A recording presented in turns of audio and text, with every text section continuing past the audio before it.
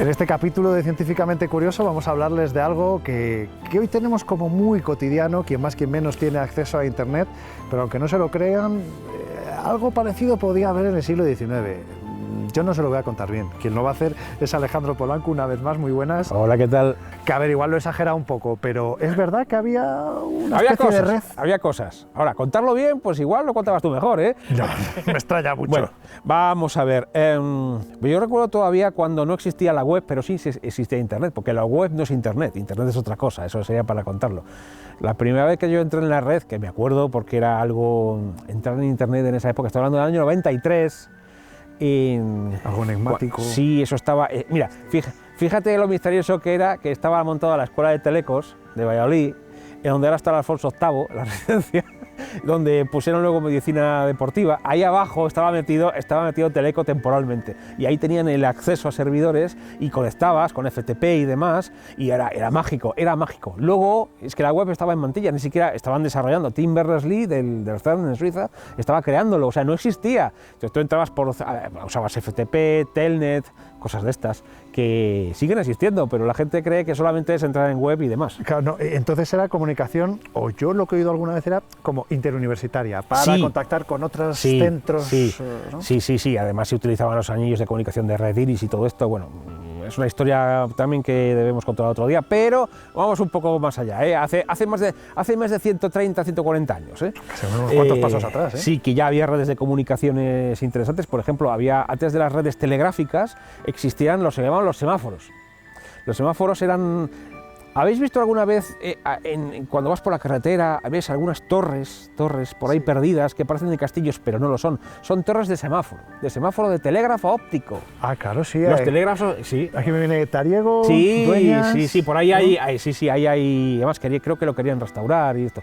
Pero es muy interesante porque las redes de comunicación estatales, obviamente, utilizaban señales ópticas desde torres para comunicar, como se hacía en El Señor de los Anillos, lanzando señales de fuego, entre bueno. Gondor llama y Rohan acude. Bueno, también en Futurama hacían algo parecido lanzando flechas. Imagínate que estás en el París de 1890 y vas a ver una obra de teatro, pero en la entrada quieres ver otra serie de cosas y te conectas a una máquina extraña en la que ves el teatrófono. El teatrófono te permitía conectarte a ciertas cosas que ahora comentaré, y se basaba en algo muy parecido a lo que luego se conoció como el Telefon Irmondo. El Telefon Irmondo era una red que se creó por toda Europa, en España también llegó, gracias a un ingeniero del este de Europa. Bueno, ¿te suena Puskás? El futbolista Puskás, no, sí. El futbolista no. Este se llamaba igual, Puskás, claro, el ingeniero, creó esta red, y ahora explicaré un poco. Nikola Tesla, que sale muchas veces, obviamente, cuando fue a Estados Unidos a trabajar con Edison, fue a Estados Unidos gracias a una carta de recomendación que Puskás le había dado. Otra cosa es que luego Edison le estafó, pero bueno, ya eso es para tantos otros, ¿no? También, sí, pero bueno. Eso era muy divertido. Era un pájaro. Sí, era un pájaro, pero vamos, mucho cuidado. De primera clase. Puskás, en esa época, estamos hablando de 1890 aproximadamente, ya había creado y desplegado una red empleando sus sistemas de telefonía. Él había desarrollado una empresa, era muy exitosa, para desplegar teléfonos por todas partes. ¿Y era igual? Sí, cable de cobre por todas partes, llegaba a las ciudades, distribuía las centralitas, y bueno, él tenía una especie casi que de monopolio tecnológico en Europa junto con Edison. Y dijo un día, oye, a ver, aquí esto de hablar, bueno, en aquella época era así, está bien, pero ¿y si distribuimos otra serie de contenidos? Y a los pocos años, y hasta la Segunda Guerra Mundial, que ya llovió, porque ya existía la radio y demás, nació, creció y se desarrolló la red del Telefon Irmondo, tanto en Europa como en Norteamérica, que consistía en una serie de centralitas telefónicas normales, a las que se les añadía una serie de módulos, para conectar con contenido a la carta, que tú, en tu casa, con tu teléfono, te llegaba una revistita, la revista del Telefon Irmondo, todos los meses, y te decía emisiones, como que fuera una radio, pero la radio todavía no existía, estamos a finales del siglo XIX. Empezaba a existir lo que era la radio de señales, Marconi, pero bueno, eso es otra historia. Experimentos pero, que todavía no... no había voz, lo que era transmitir voz a través de ondas hercianas no se había dado. Pero Puskás lo que hizo fue transmitir todo tipo de contenidos por el cable de cobre de la línea telefónica, y la red de Telefonirmondo pues te emitía noticias, te emitía los valores de bolsa, eso claro, tú tenías una suscripción mensual, tú pagabas con internet, y sabías lo que había en diferentes canales, porque además llegó a tener multicanal, es muy curioso, puedes sintonizar con diferentes frecuencias, no frecuencias, sino, porque claro, técnicamente esto no son ondas, esto es a través del cable de cobre, el propio cable de cobre, y sí. podías escuchar ópera, fue el nacimiento de los primeros seriales con efectos de sonido, ya sea el caballo del malo, tac, tac, tac, tac, tac. Se hacía en directo, se emitía, obviamente no había grabaciones, aunque empezaba a haber bobinas magnéticas de grabación, los cilindros y demás, pero todo era en directo, todo. Entonces, pues tú por la mañana podías despertar y escuchar el periódico del Telefonirmondo.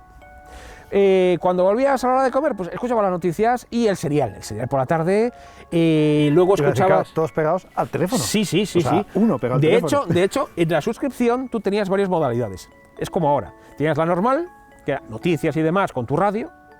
Tenías la premium, que era con unos auriculares que son, si los ves, parecen los de ahora, o sea, son curiosísimos, se enchufaban con el jack directamente a una especie de decodificador que se colocaba que era todo electromecánico, nada electrónico, electromecánico, se colocaba, se enchufaba, te lo instalaba el operador allí, tú pagabas tu suscripción, y si tenías ya la Super Premium, tenías ya por el cine, ópera, tenías emisiones en directo desde Europa, unas cosas increíbles, pagabas por esto, y las familias, mucha gente, incluso había familias que se reunían para pagar suscripción, se reunían en torno al sistema de radio, ponían sus auriculares y escuchaban lo que hubiera. Esto casi nadie ya se acuerda de ello, pero fue impresionante, porque es como tener una especie de sistema de contenidos a la carta multimedia.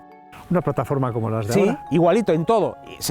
Ahí se inventa o se pone de manifiesto que es la transmisión de multimedia, el sistema de negocio o el modelo de negocio de paquetes básicos, paquetes premium y demás. Eso ya estaba todo inventado. Y se utilizaba entonces, estamos hablando de 1890, 1900, 1905, 1910. Impresionante. Luego hubo otras redes paralelas porque, claro, hubo gente que vio negocio, entonces empezó la competencia, diferentes operadores y demás. Imagino que intentarían en algún caso incluso diferentes sistemas para mejorar calidad. Sí, pero es curioso porque además la señal llegaba limpia a través del cable de cobre y tú te sentabas, te ponías a escuchar, tenemos ópera desde Viena, bueno, pues en directo.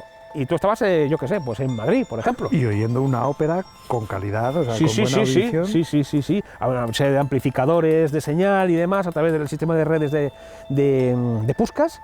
Y impresionante. Fue un negocio muy bueno y fue lo que hizo soñar a la gente con el futuro.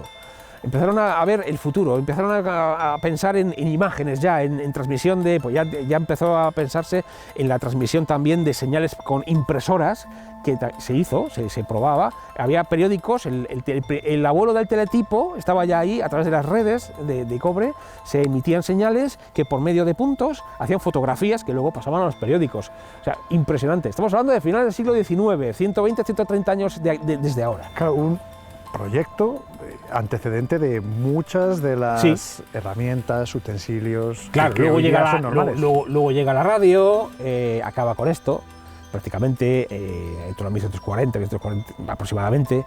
Obviamente la guerra también tuvo algo que ver, por desgracia, pero luego llegó la televisión, luego llegaron las redes de comunicaciones, porque, a ver, antes de Internet muchos nos conectábamos a las BBS, a los boletines y los BBS privados a través de modem, los modems aquellos antiguos que o te ponías a descargar un pequeño documento y te podías ir a tomar un café a un bar y volver porque seguía descargándose y todo eso, pero todo a través del teléfono, igual que se hacía en el siglo XIX con la señal de audio y demás. Es impresionante. Piensa, la revistita, ya está en 1890 y pico, sentado en casa. De la época. Con sus códigos además, con su horario, te pones tus auriculares y te pones a escuchar lo que te están emitiendo a través del cable de teléfono. Curioso, que mucha gente pensará que arcaico, ¿no? Electromecánico que hablábamos antes, pero que ha avanzado para su momento. Sí, era... En cuanto a calidad, en cuanto a contenido y demás, no tendría nada que envidiar a lo que luego fue pues la radio. O incluso lo que es ahora los contenidos de televisión, básicamente, que ahora lo que tenemos es un montón de canales con basura por todas partes. Y que luego no te decides, hay tanto donde No, elegir. a ver, en aquella época, obviamente, teniendo en cuenta que era un sistema caro de mantener y caro de pagar, pues se intentaba que el contenido fuera de calidad. Por eso se sabe, y tú ves las listas de los programas, porque se conserva todo, que grandes literatos del principio del siglo XX iban allí y leían sus poemas o incluso sus libros y demás en directo, entonces le podías escuchar y había miles de personas en la red a la vez escuchándolo. Es impresionante y es muy triste que apenas se recuerde. Sobre todo eso, que hemos perdido el recuerdo de lo que fue, que ahora disfrutamos quizá de todas las ideas que le dieron a aquel concepto. Al menos nos queda eso, que podemos disfrutar de aquel avance que hizo Puskás y que de alguna manera con programas como este podemos hacer algo para que se les recuerde. Bueno, hombre, por lo menos se le honre, ¿no? Ese estoy mérito. seguro de que a alguien le habrá llamado la atención de que todo esto existiera ya hace más de un siglo, 120, 130 años, aunque ya hubo antecedentes antes, 140 años, pero bueno, ya nos íbamos un poco demasiado atrás, pero sí, la idea de transmitir información al instante, a través de cualquier tipo de red que se te ocurra, llevaba ahí ya desde el siglo XVIII, ya llevaban haciendo experimentos e ideas. ¿Pero no dieron con la tecla? No dieron con la tecla, obviamente, porque todavía no estaba desarrollado, y es cuando llega el siglo XIX con la electricidad, al final, y con el teléfono y demás, cuando dice, oye, por el teléfono podemos utilizarlo, o sea, no solamente para hablar, podemos utilizar como medio de comunicación, y entonces sería como una radio, pero por teléfono. Como hacemos nosotros ahora con el móvil, que igual, para hablar ya poco, más que nada como medio de comunicación, para recibir información, igual no es lo mejor, que vamos a decir nosotros, pero en definitiva, no, vamos, por salud mental también. Sí. Pero bueno, vemos un poco una evolución y sobre todo está muy bien conocer los antecedentes, quizás así también se valore más todo lo que hay detrás y ese recorrido que ha habido hasta nuestros días. Es que para llegar a donde estamos ahora, esto ha dado muchas vueltas. Vale. Y podremos descubrir más secretos como estos, que no es un secreto, pero que se nos había olvidado. Ojalá que sigamos recordando más hazañas como esta y que nos han ayudado a llegar hasta donde estamos. Alejandro, muchas gracias como siempre. Gracias a vosotros.